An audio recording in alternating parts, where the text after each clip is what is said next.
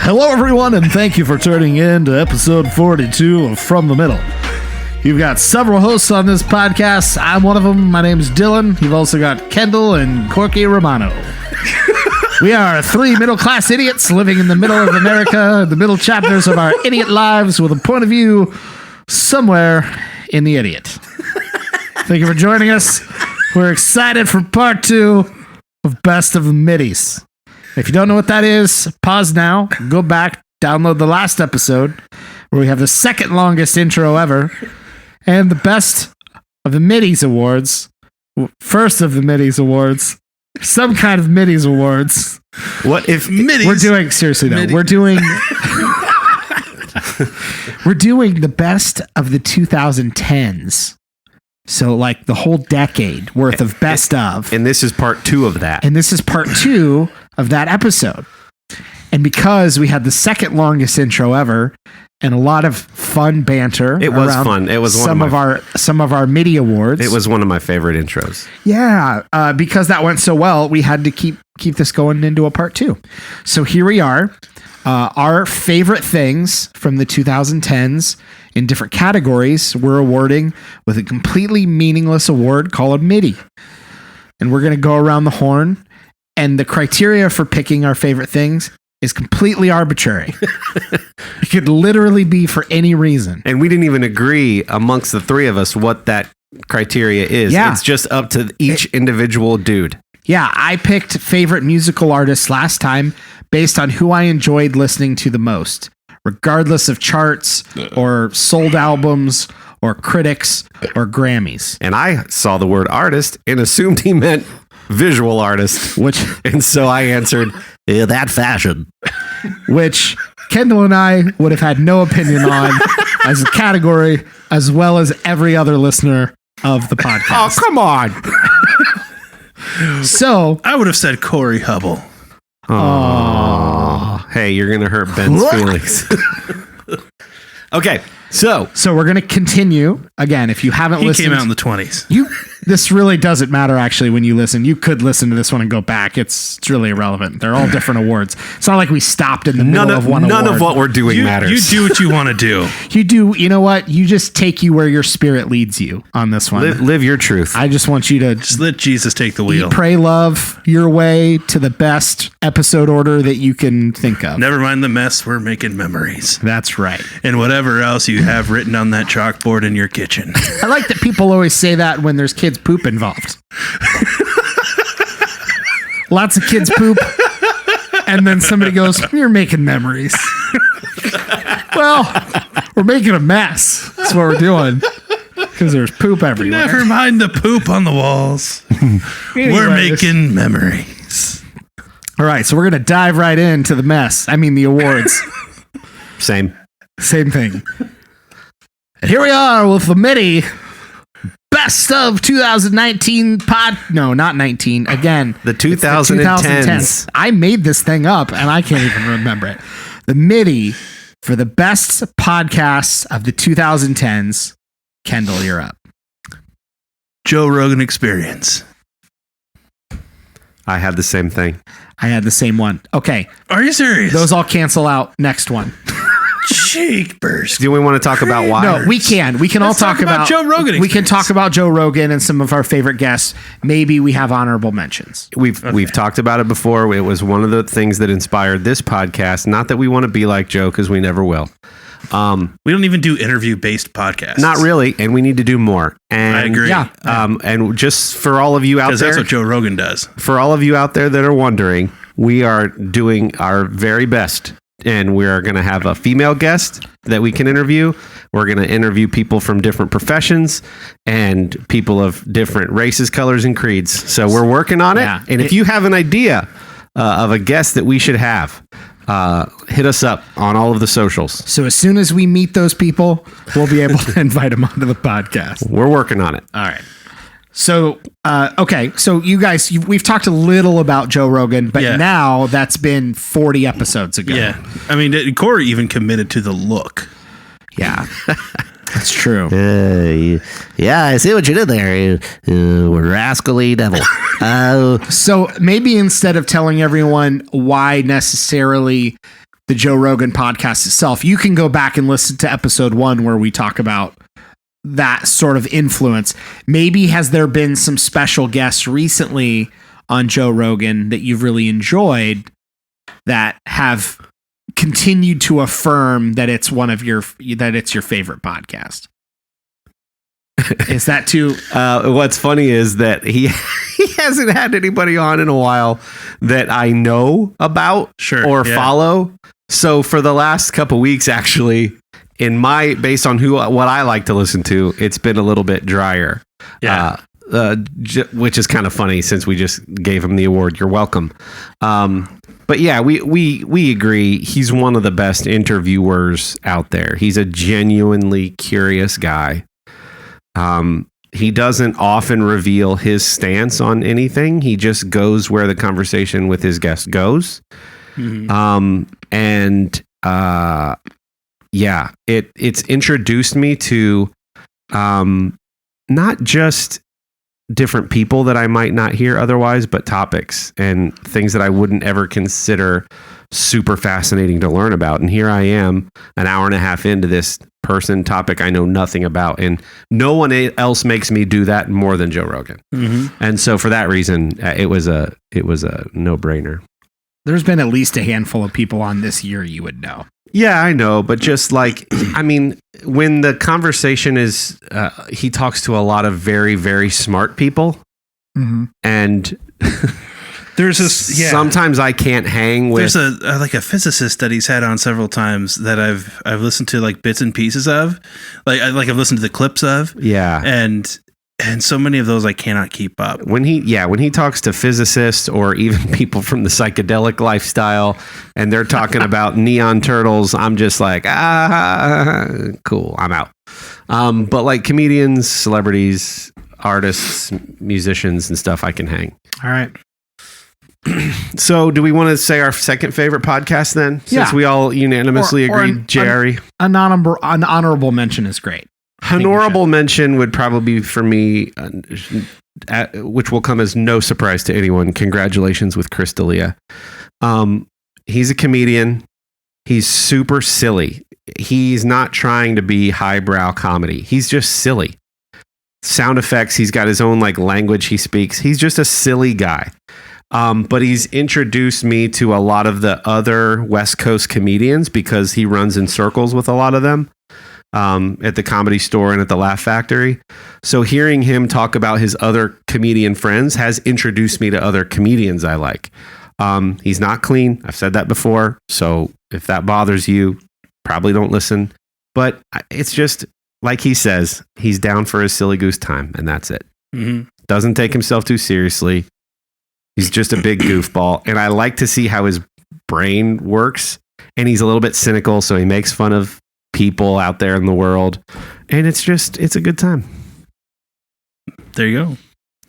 I'm gonna honorable mention to WTF with Mark Maron. Yeah, he's how he is why I got into listening to podcasts. He was the first one that I subscribed to, and here's why I love the Middies, because I've never listened to one of his episodes ever. Yeah. So what was interesting is he is. I mean, I could be wrong, but I'm pretty sure he's credited with like being the reason why comedians are getting into podcasting. Yeah. Yeah. And like he was for the longest time the number one podcaster, period. One of the first ones ever. Yeah. Like famously ran it out of his garage, literally his own home. But would just like continually land like these celebrities that were interesting to talk to, and they would come over and talk to him in his garage. And so very, very similar to Joe Rogan, in that it's an interview based podcast.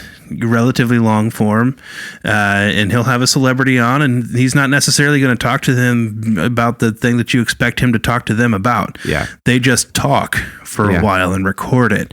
And but it's funny. Mark Maron is a very dry humor kind of guy. You don't know whether or not he's joking half the time, and I appreciate that about him. I think that makes it even more funny. There's some dirty, crass humor, so do whatever. If that bothers you, don't do it. So he preceded Joe Rogan for me in the last decade of getting into podcasts in the first place. Yeah.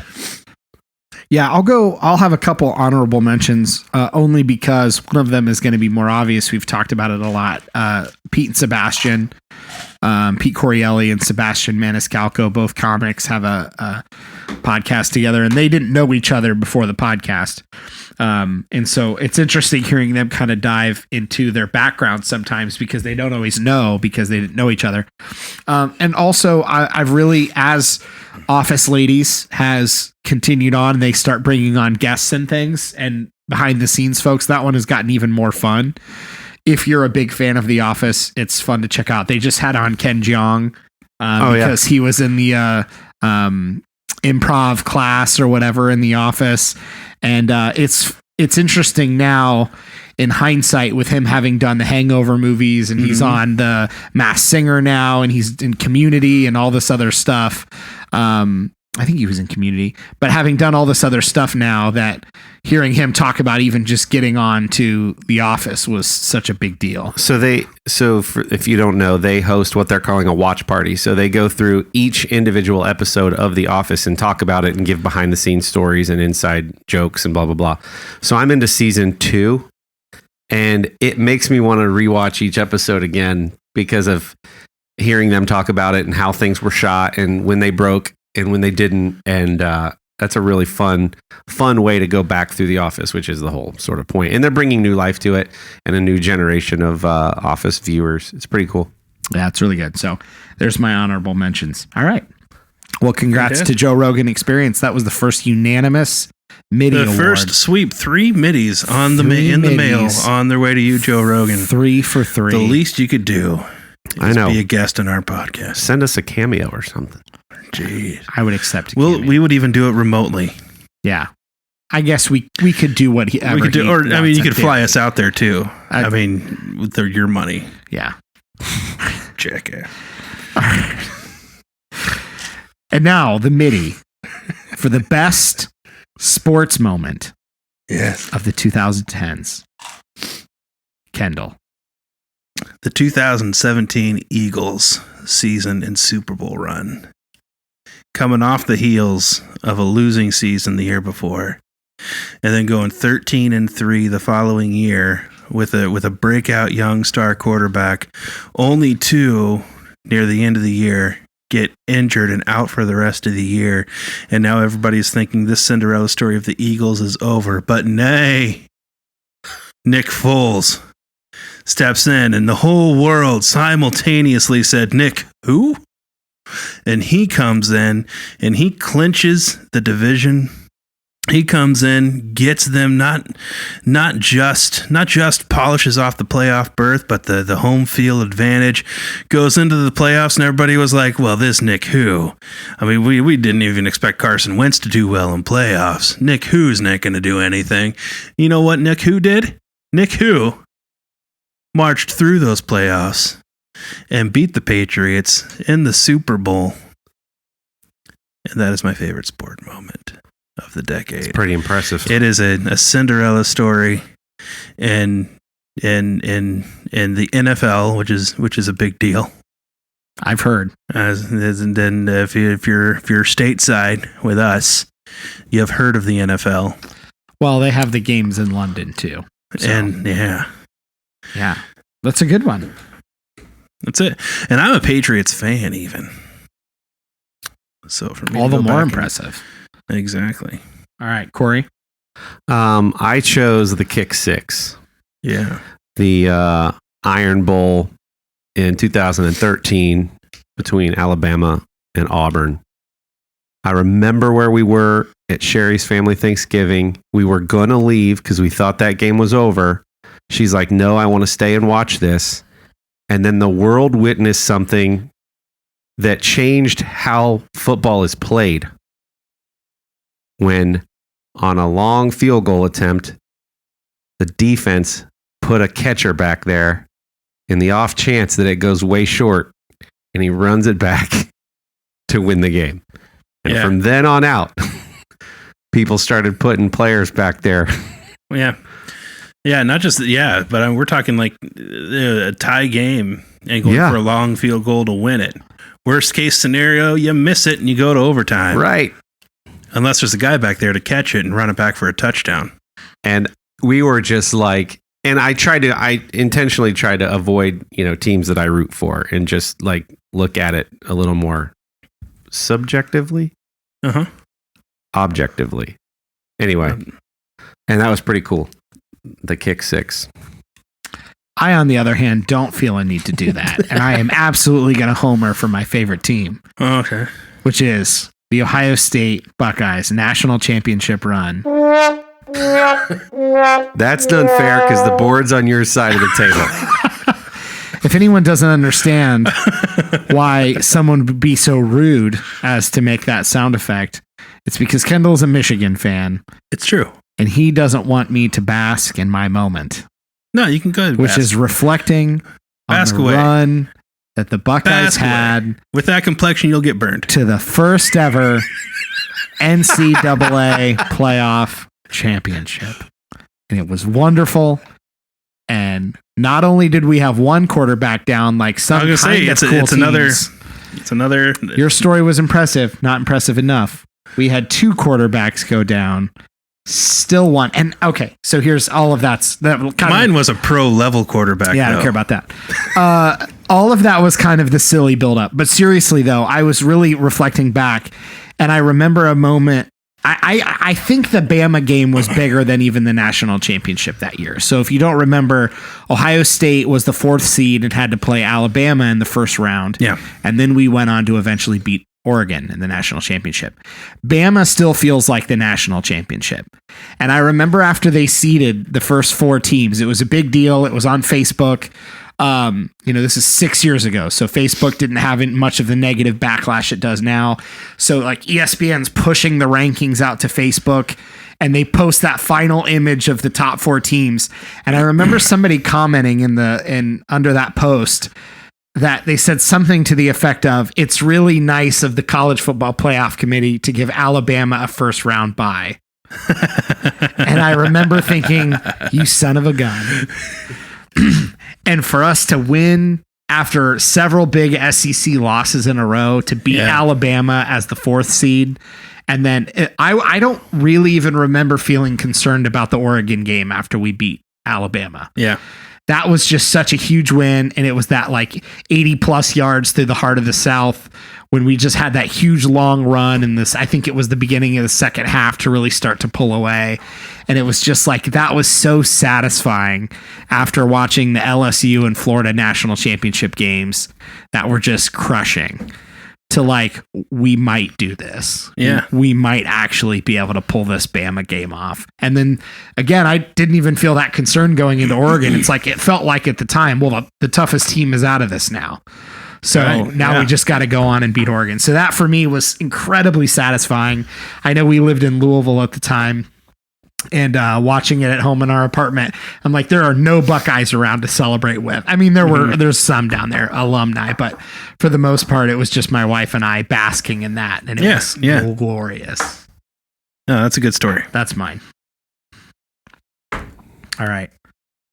Now we're going to move completely away from sports, but not really. The Middies for best mobile video game of the 2010s. Kory. I'm going to say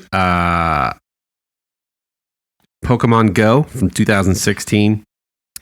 It's a guilty pleasure game that I still play all these years later.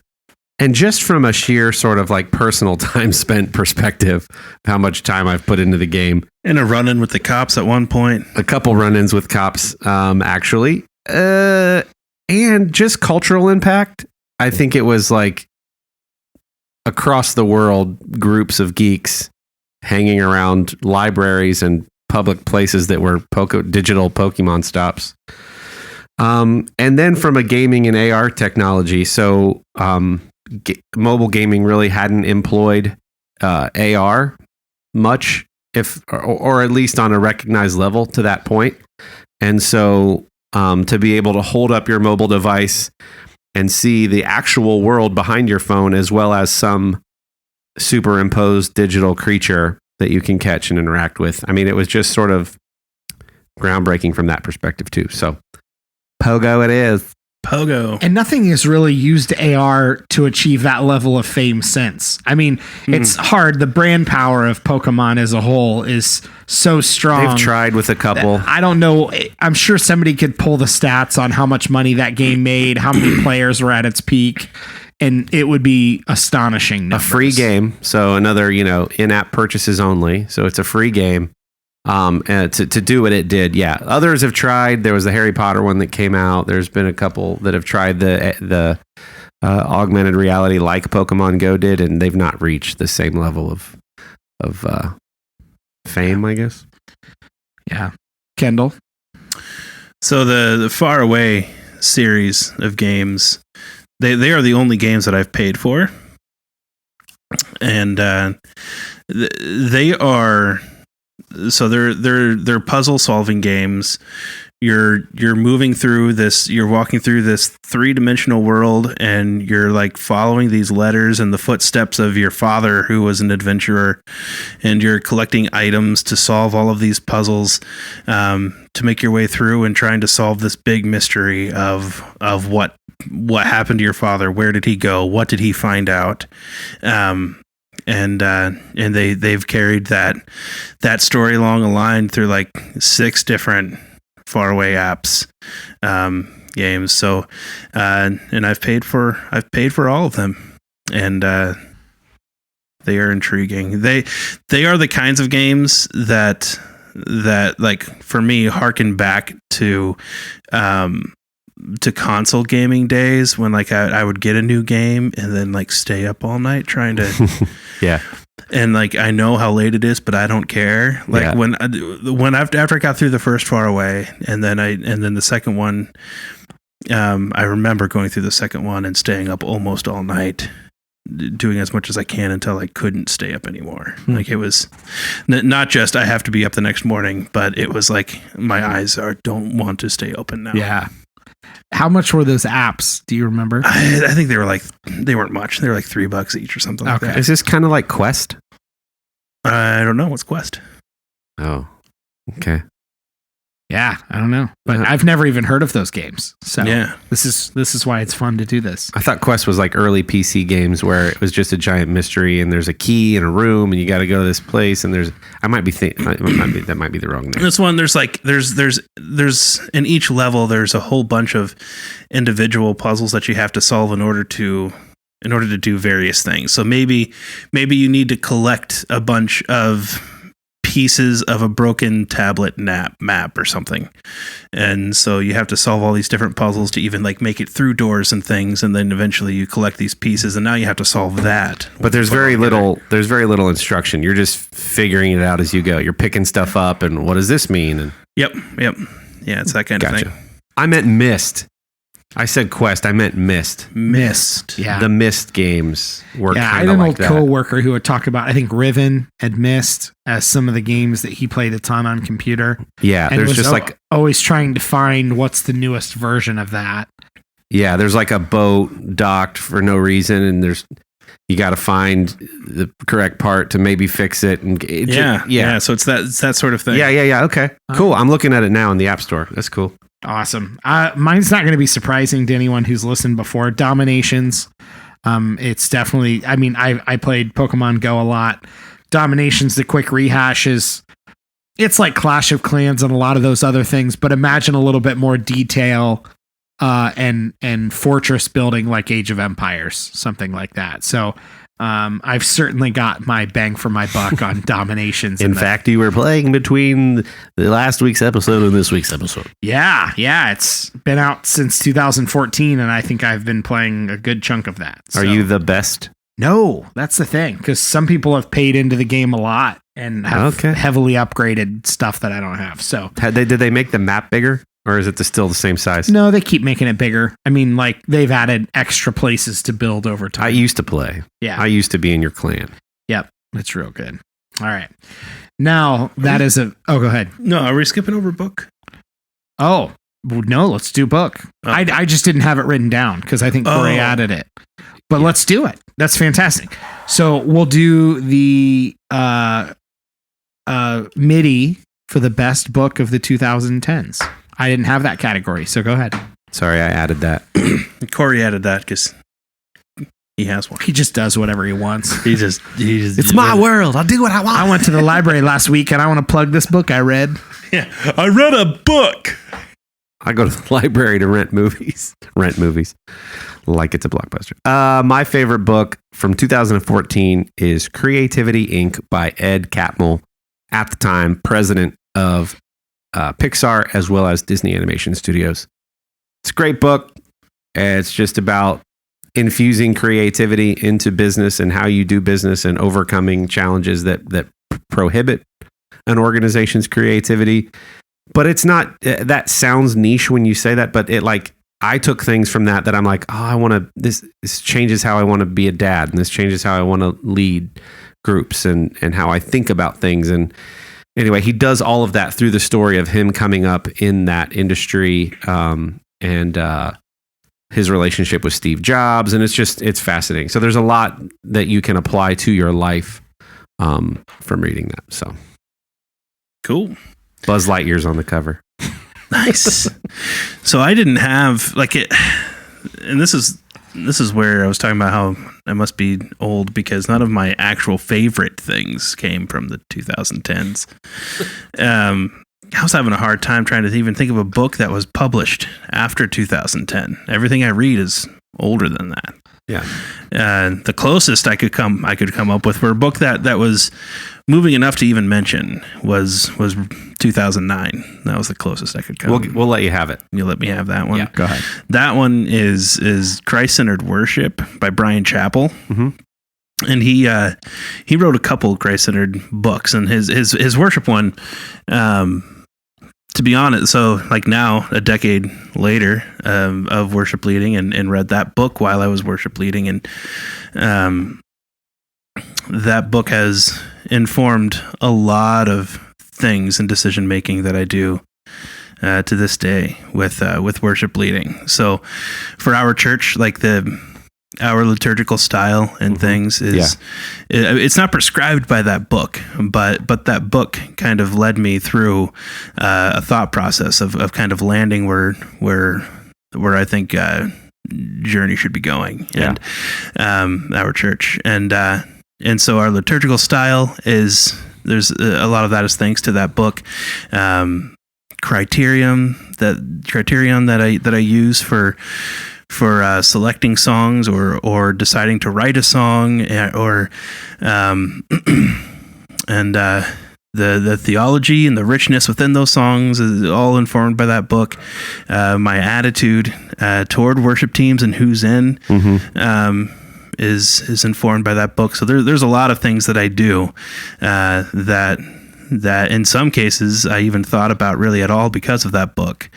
But yeah, no, it was a good tool for me that didn't just say, do it this way. Yeah. It was a good tool that said, here's how to think. Yeah. And two questions. Is Brian a worship leader? That's a good question. I don't even know the answer to that question. I don't think he is. And then two, for our listeners who wouldn't consider themselves church-going types, what is a liturgical style of worship? Liturgical style in that we sort of follow a form. So traditional liturgy, if churches that you've seen on TV, or perhaps the one that you grew up in, Catholic churches, Lutheran churches, and they're saying creeds, and you see a situation where you have a pastor or a priest who's singing something in Latin and a congregation who's responding something back to them, and those types of worship services, they're doing that kind of thing every week, and there's specific elements to what they're doing and why they're doing it. Right. It's not just we're going to start and then we're going to see what happens and finish at some point. It's no, we have intentional segments within our worship gatherings, and songs are chosen accordingly. We break the songs up with the reading of scripture, with a prayer of confession. Our liturgy is less traditional in that we don't have like the same 3 prayers of confession that we just rotate among. We're not reciting the same creed every week among each other. But what we do always have with intention is a story of the gospel from start to finish on a Sunday morning. So we begin with recognizing with recognizing God and His godness and His call upon us to be His worshipers. With this idea that He's God, we are not, that we're not summoning Him into our presence because He's already here. So we're sort of like joining the hosts in worship. When we begin our worship, we're not summoning something up. Recognizing that call that we have to worship, and then we often will have some scripture, very often from Psalms, that'll echo that point.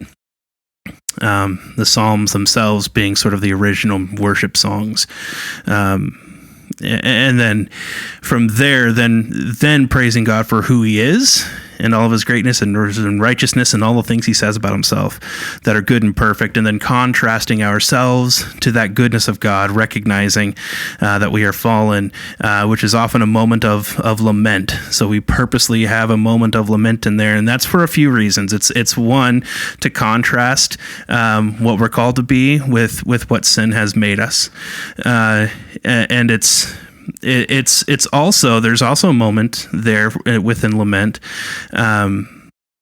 and something that we've been working on, that I've been working on as a worship leader, trying to implement a little bit better, the idea that you don't have to have things together, that you can be having a crappy day, and we still want the worship experience to make sense for you. Coming into contact with the gospel still makes sense for you, even if you don't, even if you're even questioning right now. So not everybody's having a good day. For some people, like maybe they just found out that morning that their spouse is leaving them. Yeah. And now they're expected to come in and joyously put on a happy face and joyously celebrate their God. But the fact is, lamenting is every part of a worshiper's experience as well. Yeah. You don't have to put on a happy face. You don't have to pretend to be joyful in those moments. So I try to intentionally put a moment of lamentation in there as well, and that's kind of where it fits, as in contrast to who God is. And then sin fits into that, and then that leads us into a prayer of confession, which puts us all on the same page as those who have needed to be redeemed, and indeed are experiencing that redemption. And so as Scripture then makes that very clear distinction that when we do that and confess sins, that we then can recognize and know that we have fellowship with each other, that we have an identity in Christ. Because if the identity was in ourselves, we would be separated by our sin. Instead, we come together through the confession, and so we pass the peace. And that's why we pass the peace, making that recognizing that unity that we find with the confession of sin. Yeah. And then the word comes in, and that's where a sermon comes in, to come in and clean and wash, and then we respond to that with joy and thanksgiving, and that's how we end. And I gotta say, that was following a liturgical flow was new to me when we landed here a handful of years ago, and I gotta say, it's such a refreshing change from what is out there a lot now, especially in larger, hipper churches. A lot of times, is this like, I want a rock concert. Right. No, let me go back. I want my coffee. I want a rock concert. I want a TED Talk. and then I want to go home. Yeah. So to have this flow where you go, God is awesome. Compared to that, I am less than awesome. So that makes me highly aware of my flawedness. But we don't leave people in this like, oh, now you just made me feel like crap. Nope, there's hope. And then a message about that hope, and then respond. I just love reminding people the story that is the gospel. When we say gospel in church, that is just the good news of, in a fallen world, you are fallen, but there's one who is not, and you can be in relationship with him. It's that simple. It's a story of redemption. Every time, every week we follow that. And it's not like pomp and circumstance where we're doing it without knowing why we're doing it. I say these things because that's what I'm supposed to say, and that's what I say every week. It's not that traditional. Right. It is real and different each time, but the core message is still the same. Right. And I think that's such a cool response to a lot of the what's going on out there, where this could be a whole other podcast episode where we talk about the consumerism that people expect, or the way they approach church nowadays is it better be this temperature in the room. The music better be to my liking. You better offer these programs. We're consumers coming into church expecting church to fulfill our needs in the exact way that we prefer it. Right. And I just got to say, man, like I appreciate so much the thought that you put into that, going back to the Middies, a lot of which it sounds like you gained from that book. But when I'm the lector each week, I try to remind people that this is why we do this. Yeah. I think it's an important thing that sometimes if you were a visitor, you might not know, why are they following maybe this sort of established flow? And I think it's worth mentioning at least every month or so, like, hey, this is why we follow that pattern. So anyway. Do I have to introduce another Middie award after that? Dylan, you read books? Thanks everyone for tuning in to this week's episode of the podcast. All right. We try to keep it silly. Just a silly goose time. Okay. I just need a moment. So the Middie for the best bird. When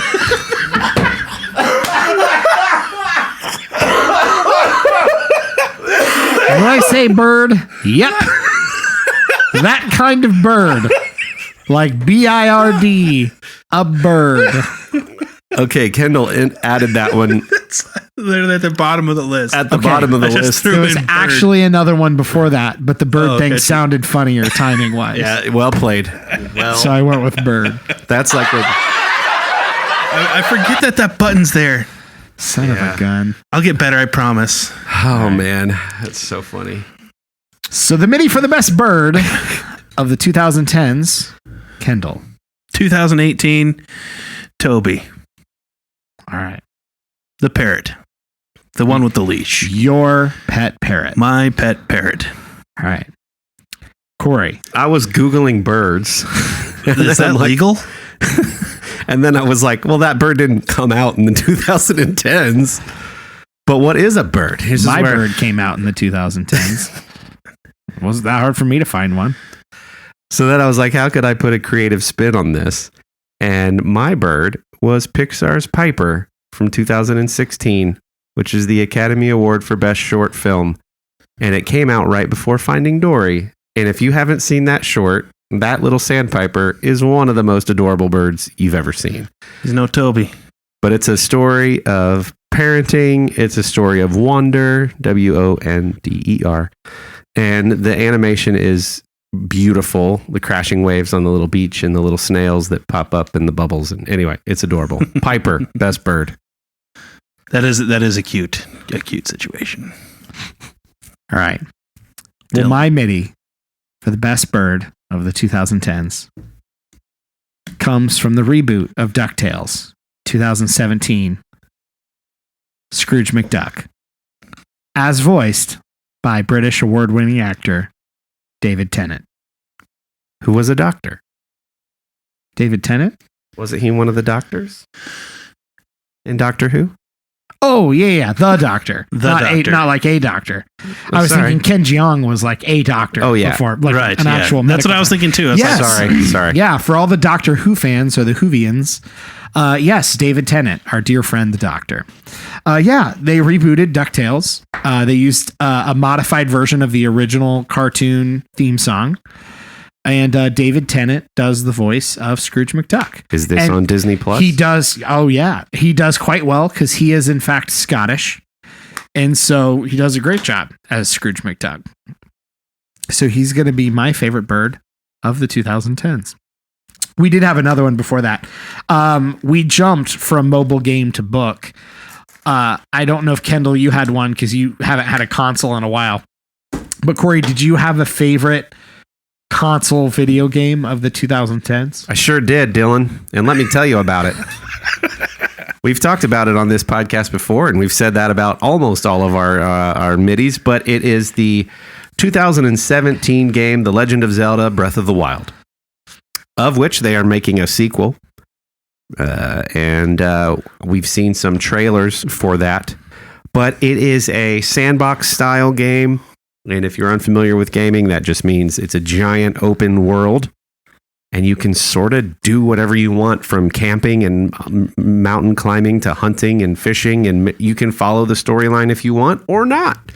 And if you're the type who has like not actual ADD, but like, oh, what's that over there? I want to go follow this little quest for a while. Yeah. That's absolutely how you can play. I love games like that. I don't want to follow a hard linear storyline. I want to sort of do what I want. There's like one main mission, beat the big bad guy, and that's it. And you can do that however you wish. If you want to go straight to them, you can. And if you'd rather build up your skills first and then take them on after you've pretty much mastered the rest of the game, you can do that, and everything in between. It's visually stunning. It plays a lot like a lot of the other Zelda games if you're a Zelda gamer, and it's great. All right. Also, not a surprise to anyone listening or who knows me well, I had to give it to NCAA 14, college football video game by EA Sports, because it was the final college football game of the decade. And until we potentially get another one, it's the only one I have left to play. So it had to go to that because I've literally been playing it now for 7 years. So fantastic. That's and I think that's our last MIDI award category. Oh, wow. We're all done with the Middies. Man. I know we're all done now on this episode, but just for fun, if anyone listening wants to send us their picks from the same categories or similar, I'd love to hear them. Yeah. I think it would be fun to read them. And that was short, man. You know what my favorite part of the Middies was? What's that? The pop-up performance by Ludacris. Yeah. Yeah. Friend of the show. Yeah. I honestly, I didn't think he was going to make it. The whole delayed flight. There was a lot going on. But yeah. I mean, we only have the one camera, but it was happening right over there while we were talking in the background. Yeah. It was really cool. Interesting wardrobe selection, but whatever. You're Ludacris. You do what you want. It's hey, you do you. Am I right? You do you. Am I right? You do you, Ludi. You don't need to turn into YouTube. You already missed it. So I just realized that in all of those Middies, we never included a TV show. TV shows at all for the 2010, which is roughly 1/3 of what this podcast is. Yeah, easily about. Okay, I propose we're gonna have to do this another episode some other time. And honestly, to do it justice, maybe we don't do 2010s. We just cover of all time. So we'll go back. If you're listening, we didn't include Middies, but we're just gonna go back and do a whole episode of like our favorite TV shows of all time with some of the best moments and things like that. Does that sound good to you guys? Sounds good to me. Right. Sounds good to me, Dylan. I think the Middlers would appreciate. I don't want to force in like trying to find a good TV show now. So okay. All right. And speaking of forced, yeah. No, I'm just kidding. Behold the power of editing. And speaking of, we just had a little discussion off. Speaking of editing, we jumped right into the Middies part 2. Yeah. And Kory, you had an update on a story for us. Yes. An old story. An old story. A while ago, I gave an update that there was a hunting story that I wasn't ready to share yet. And then, just a few episodes ago, we did an episode called You've Got to Be Kidding Me Moments. Okay? I think I'm finally ready to share what happened. Wonderful. And I need you guys' interaction as we go, or else it'll feel like I'm just telling this story into a vacuum. Okay.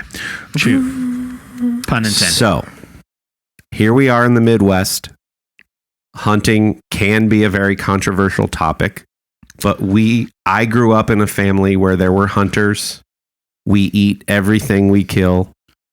We don't do it for sport alone. There is some sport involved. Anyone who tells you otherwise is lying. There is some sport to it, but we're doing it responsibly. There's a whole thing about land management and managing animal populations and doing it responsibly, blah, blah, blah. Yeah, we eat meat. It comes from somewhere. Yep. Moving on. So, I was previous to a handful of years ago when my brother-in-law gave me a bow. I had only ever gone hunting during gun week. If you're unfamiliar, there's 1 week in Ohio where you're allowed to shoot white-tailed deer with a firearm. Otherwise, you have to use a bow and arrow. And that week is always the week after Thanksgiving. So the first week of December. Right. As a little kid, I may have gone out just a couple times during gun week with our dad or with a friend, but really didn't do it all that much. Then I learned bow hunting, and my first season bow hunting, I killed a very large doe and had a freezer full of meat, and it was a wonderful experience. And I like bow hunting a lot better now, but it's still fun to go out during gun week. Sure. Mm-hmm. People will take their kids out of school. It's a statewide holiday. Yeah. People will take their kids out of school, and it's the Monday morning. It starts the Monday morning after Thanksgiving. Okay. Context set. Okay. Perfect. So I want to take a buddy with me. So Brad, who we've had on the show before, has not done much hunting. He's not historically done a lot of super outdoorsy things, but I thought it would be fun to drag him along because it's always better to have more eyes on the woods or on the field or whatever. And he can experience this with me. So yeah, I get him our stepdad's gun, and we go to my grandfather's property, and the whole fun of it is to be out the very first light of the Monday, because as you're allowed to shoot 30 minutes before sunrise. Mm-hmm. And it's really fun to hear all across the countryside, because like it's on, and it's just the adrenaline is pumping and you're excited, right? Yeah. So Brad's with me, and we go out at like an hour and a half before shooting light, which is 30 minutes before sunrise. So we're like in pitch black woods. And as we're walking out to my blind, we hear, meaning we kicked up a deer. There was a deer where we were moving toward, and we've now kicked it up. We've spoiled, in quotes, we've spoiled that area, right? Yeah. But we couldn't see anything. We don't know if it was a buck. We don't know if it was a doe, but we know we kicked something up. But deer will make a noise to alert other deer in the area that something bad is in the area, and that deer didn't make that noise. So we thought, okay, we might be good for a while. So we hunker down in the blind, and we wait out that morning until almost lunchtime and didn't see anything the rest of the morning. Yeah. Now, when you hunt, you go in 2 sessions typically. You go out in the before morning, and you hunt the morning, come in for lunch, and then you go out early afternoon and you wait until sunset. So the first morning, bust. But we heard something, but bust. Okay. So we go inside, we come back out with plenty of time, and it's cold, first week of December. But this time I say, Brad, you stay in the blind, and I'm going to go up in my tree stand, which is 20 feet up in the air. It's just a seat against a tree, and he's down in the blind, maybe 30, 40 yards away. Okay. So we're getting chilly, and it might be hard to explain if you've not hunted before, but the conditions were like perfect for deer to start showing up. Okay. Wind, temperature, everything was feeling right. And me kind of hosting my buddy, I want him to see deer too and get to experience what this is like. So we're texting each other back and forth like, okay, man, we got about half hour left until sundown. The last half hour, it's like the witching hour when deer move. They move in the first part of the day and the end of the day, right? That weird kind of sunsetty kind of light. So I say, it's feeling deary is what I text him. It's feeling deary. If you've watched any diving shows or Shark Week, they'll say the conditions are very sharky, meaning like the water temperature is perfect. Feels like sharks are going to show up. It's just this intuition thing. So I text him, I say, hey man, it's feeling deary. Eyes up, stay alert, because you've been there hours and hours and hours. Yeah. So I have a little bit of corn on the ground at the base of my tree, maybe, 10 or 20 yards out. When all of a sudden I hear some cracking over my left shoulder and some doe start moving toward that little pile of food that I had. And I'm so excited, but I don't have time to text him that I'm going to take a shot. So I'm trying to, trust me, this is the short version. So you're good. The deer start making their way to the pile of food, and I find the biggest one. I think it's a doe with actually two small doe. They weren't yearlings, but maybe 2 years old.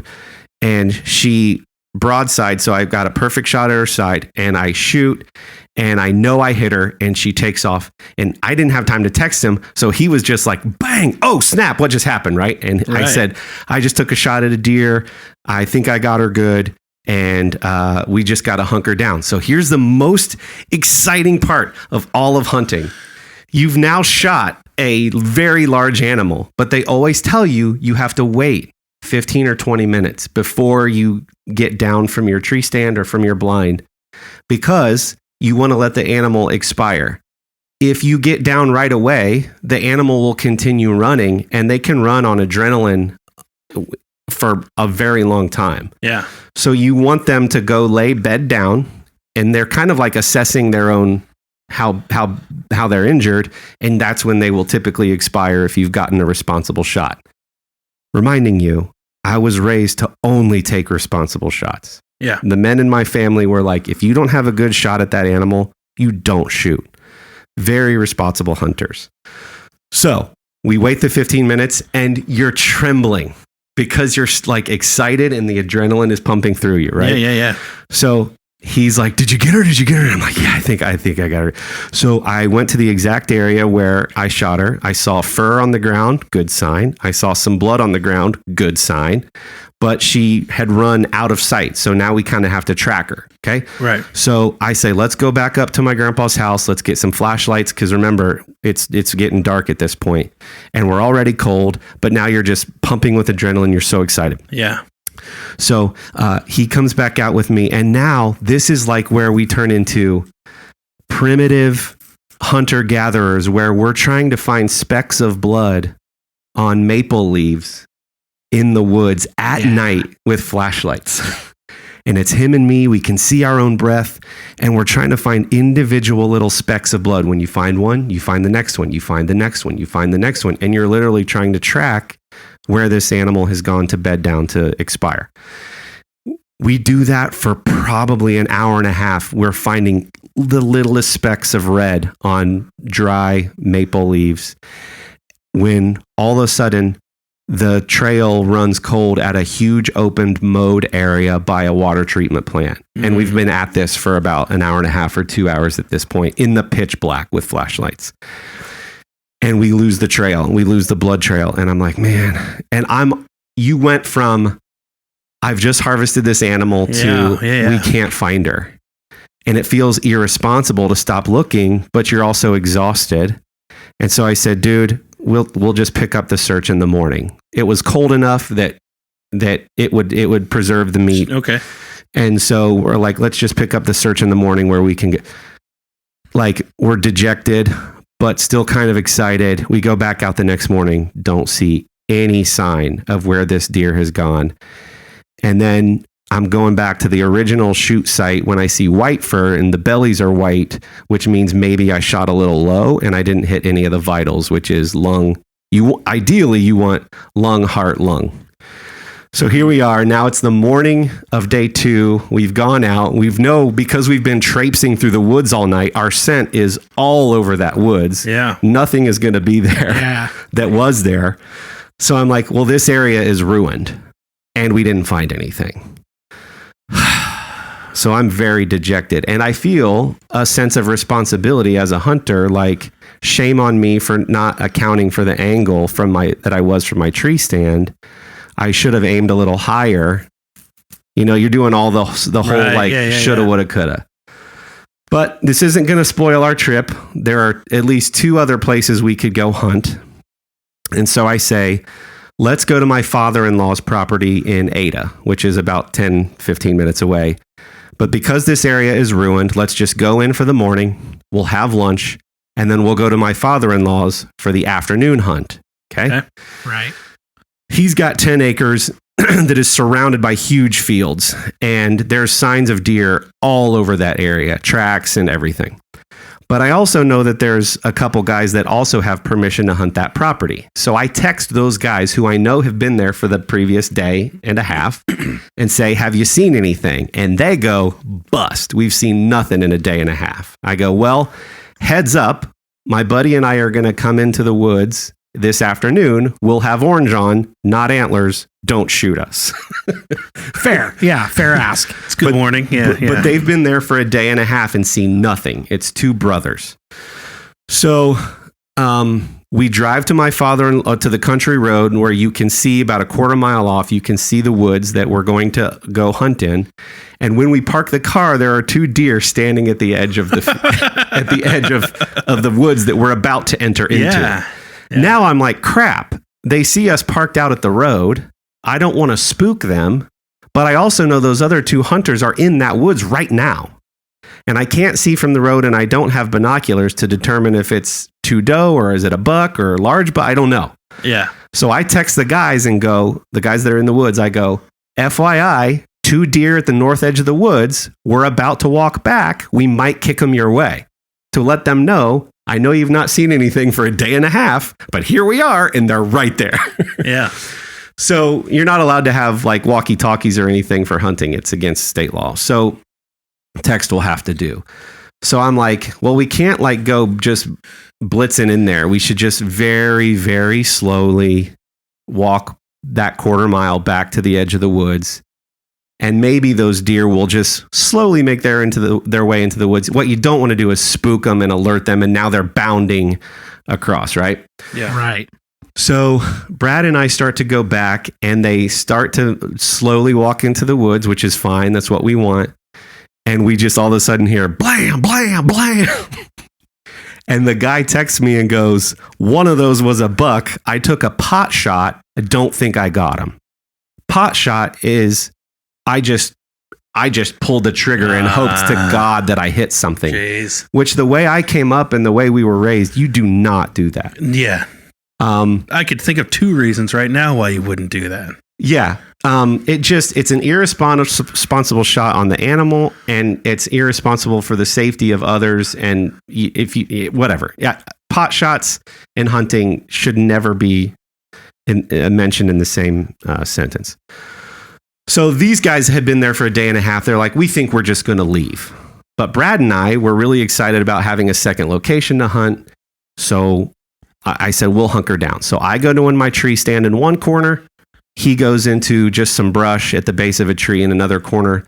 Eventually, those guys slowly make their way out so as not to spook anything else.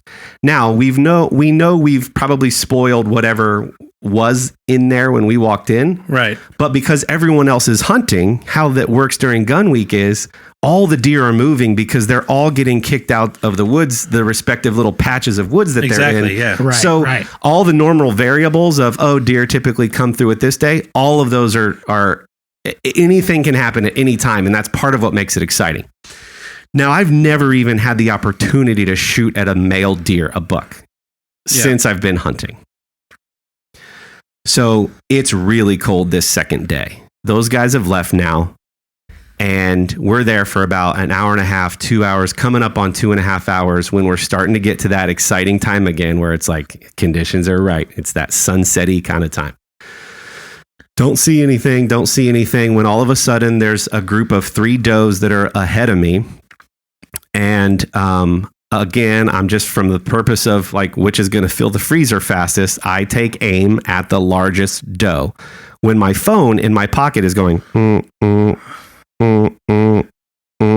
don't. Sounds like a deer. And it's Brad. And I look at my phone and it just says bucks, bucks, bucks. And I'm like, again, the trembling, the excitement. Yeah. You're trying to be so quiet because something is very close to you.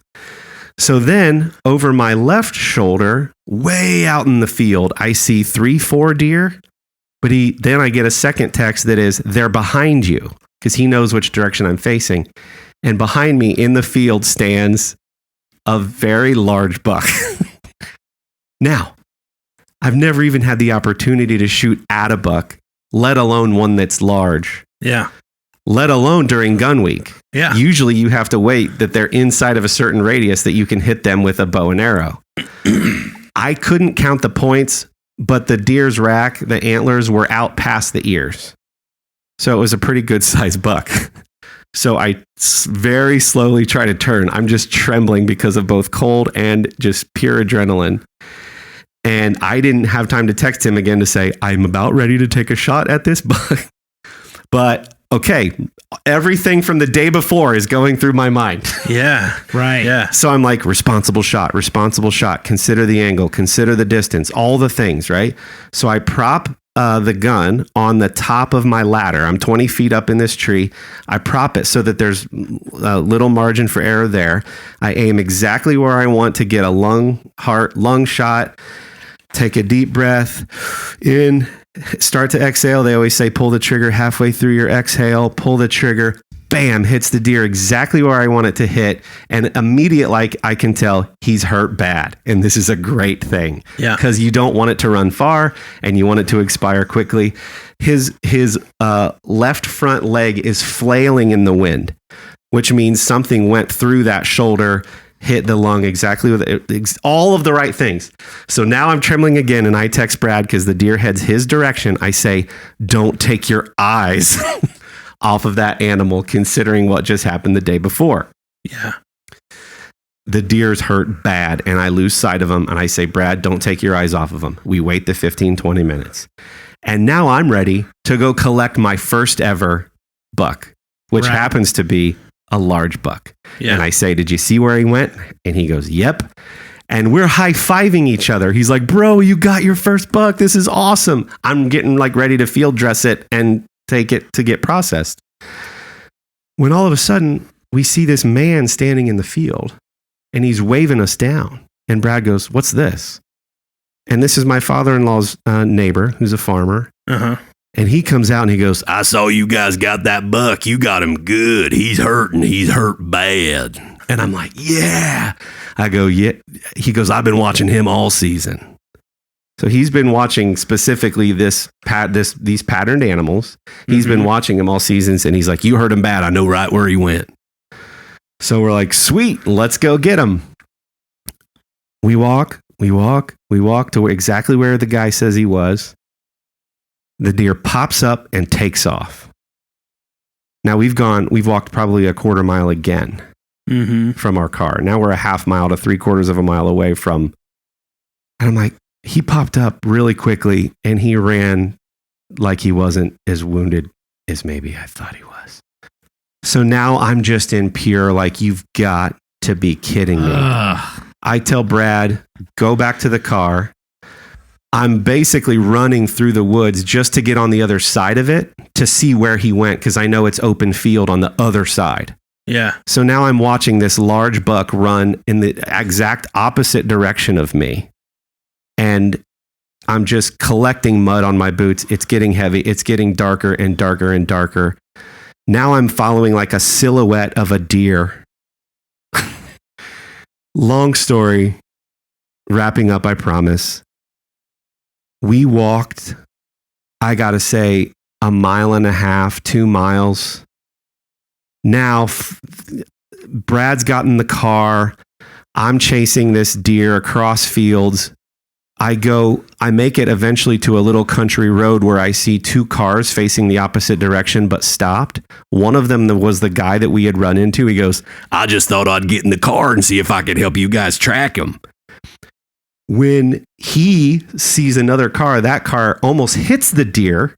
And the guy goes to the hunter, or to the farmer that was helping us. He goes, did you see that buck? He was big and he's hurt bad.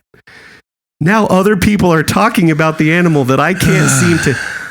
So he's like, I'll give you guys some flashlights. So now here's the etiquette when tracking a deer. You're not technically allowed to go on anyone's property without permission from them to track the animal. Unless you can prove to a game warden that you're tracking a wounded animal, and they'll give you the benefit of the doubt. Okay. But now we've gone miles. Brad's driving. I'm walking through mud across plowed fields, which isn't easy. Yeah. I'm using a borrowed flashlights from this farmer who's trying to help us. I'm in somebody's woods who I don't know. It's been hours at this point. It's pitch black. We're cold. Geez. And I am almost at the point of an emotional breakdown because of the excitement / disappointment of now 2 wounded deer, which is against everything I stand for. Yeah. Wow. And Brad, God love him, was trying to be encouraging. He just doesn't know the order of operations of like, first we do this and then we do this. And I just say, dude, it's been hours at this point. We have no blood trail to go off of. I know he went in this woods, but there's no telling where he went after this. Even if I do find it, I have to process it and then drive an hour and a half home. I said, dude, I just think it's time to call it.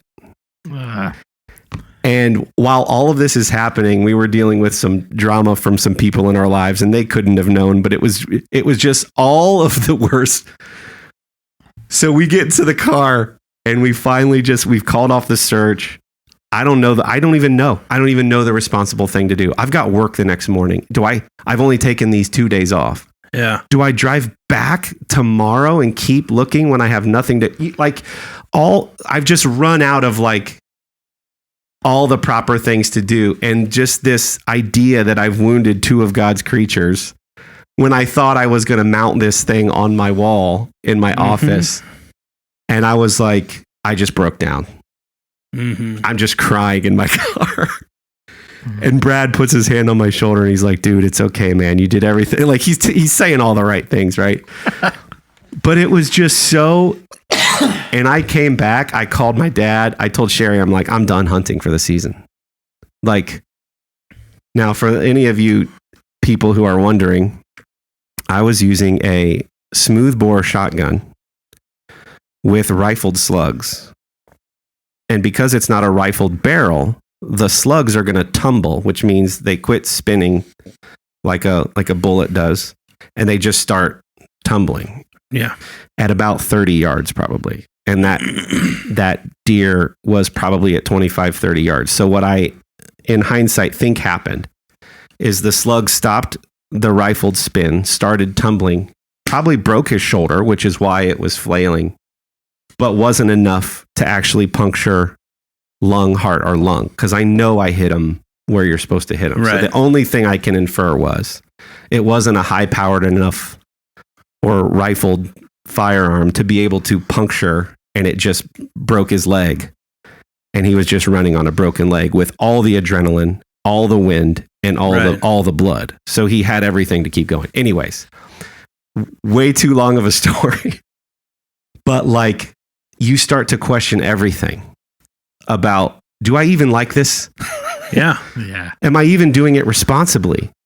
Do I need to just suck it up and buy a rifle? Because now, for the first time in Ohio in the last couple of years, you've been able to use smaller caliber, straight-walled rifles instead of only shotguns with slugs. Right. So had that been a rifle, it would have done what it was supposed to do. So then I'm going, do I even want to invest? All of the things. And the point I got to, I didn't hunt the rest of the season. Not just gun season, but I didn't hunt the rest of bow season, which runs to February. I just felt like I need to really consider what I'm doing here, and do I have the proper equipment? But just the fact that I thought I've wounded these animals irresponsible. And even Dad was saying, you did everything. It sounds like you did. I'm glad that it bothers you. It should bother you. Right. If it didn't bother you, I'd be more concerned if you were a guy taking pot shots at deer.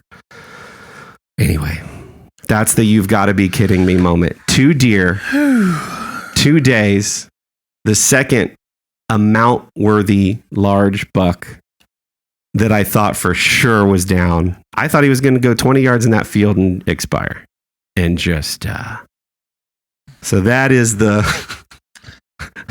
deer hunting story. Yeah. You know those like old 3-hour war movies that you sit through and you're like, it was good, but I'm tired. Yeah. That's your story. It was good. Yeah, I don't even know what to say. I think that's a great spot to just end. Good story. I don't mean the deer. I mean the episode. This has been one of the sillier episodes, I think. How do we name this one? We were at a guy's event the other night and we subjected them to that story. And about halfway through, I think this is when the part of the story where I've shot the buck and we haven't started to chase it yet. And the guy goes, I feel like I'm at that part of the movie where I have to decide, like, is now a good time to use the restroom? And I go, no, anytime is fine because this isn't going to end well. But, and then, the first day when we were tracking the blood in the woods at my grandpa's the day before, Yeah. I get a text from my buddy Drew, who's just dropped like a 10-point deer in Southern Ohio. Yeah. And then flash forward to a couple nights ago when I'm telling this same story, because I'm just now getting to the part where I'm okay sharing it. And one guy goes, yeah, our buddy Will just got a very large deer with a bow and arrow, and he told the story in like 3 minutes. Yeah, and he got the deer. And I go, yeah, but were you hanging on every word? No. They don't all end that way. And yeah, so that was my deer story. Yeah. Hey, we've mentioned many times on this podcast on the importance of storytelling, and you, my friend, story told the hell out of that story. Because that's all I have to go. No, That's it all. was no. I mean that legitimately. Like that is a good listen. It's an emotional listen. I think it gives. I mean, there's not a whole lot of people I think who listen to us who are apt hunters, and Clearly I'm not either. I think you gave a very good picture in the mind of a hunter for those who know not what it's like. And I do think that about the controversy, like, to me, that's a testament to how much care and concern goes into the process, that you're not just doing it for blood sport. Like that I can love and be awed by creation and also love venison in my freezer. Like both of those can be true. Yeah. You know what I agree. mean? And feel really bad when you feel like you didn't do the responsible thing. So to me, that is actually a whole story in defense of this thing that we love, this pastime that we love doing, because they don't all end in, bunch of hillbillies with a truck full of deer carcasses. It's a hard thing to be out in nature and try to get a very large animal to just happen by you at 20 yards or 30 yards. Yeah, I think that there's people who don't live in cities often get this rep by folks who do, and I feel like there's always this definition of hunters and people who live in rural areas are these hillbillies with their gun collections and they're uneducated and all of these primitive things that they do. They're just a bunch of oafs, and how can they possibly get around if we weren't making laws for them? And I feel that attitude sometimes. Yeah. I see it and I hear it, and I think that just goes to show like the giant misunderstandings that people have and that when you are left to your own tribe and you see all of the problems and things that are going on, and you live in, say you live in an area where guns are a legitimate problem, and you live in the city, and guns there are used for one thing, and as far as you're concerned, and